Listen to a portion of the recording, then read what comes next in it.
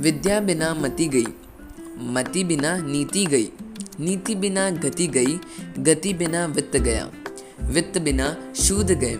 इतने अनर्थ एक अविद्या ने किए। इस महान सोच रखने वाले महात्मा ज्योतिबा फूले की जयंती की ढेर सारी शुभकामनाएं।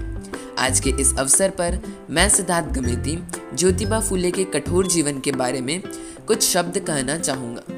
देश में छुआछूत खत्म करने और समाज को सशक्त बनाने में अहम किरदार निभाने वाले महात्मा ज्योतिबा फूले का जन्म 11 अप्रैल 1827 को पुणे में हुआ था।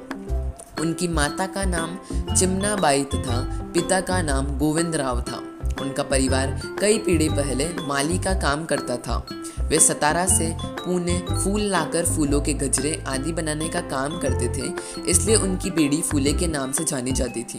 ज्योतिबा बहुत बुद्धिमान थे। उन्होंने मराठी में अध्ययन किया। वे महान क्रांतिकारी, भारतीय विचारक, समाज सेवी, लेखक एवं दार्शनिक थे। 1840 में ज्योतिबा का विवाह सावित्रीबाई से हुआ था। महाराष्ट्र में धार्मिक सुधार आंदोलन जोरों पर था। जाति प्रथा का विरोध करने और एकेश्वरवाद को अमल में लाने के लिए प्रार्थना समाज की स्थापना की गई थी, जिसके प्रमुख गोविंद रानाडे और आरजी भंडाकर थे। उस समय महाराष्ट्र में जाति प्रथा बड़े ही विभत्स रूप में फैली हुई थी। स्त्रियों की शिक्षा को लेकर लोग उदासीन थे। ऐसे में ज्योतिबा फूले ने समाज को इन कुरीतियों से मुक्त करने के लिए बड़े पैमाने पर आंदोलन चलाए। उन्होंने महाराष्ट्र में सर्वप्रथम महिला शिक्षा तथा अच्छोद्धार का काम आरंभ किया था। उन्होंने पुणे में लड़कियों के लिए भारत की पहला विद्यालय खोला। लड़कियों और दलितों के लिए पहली पाठशाला खोलने का श्रेय ज्योतिबा को दिया जाता है।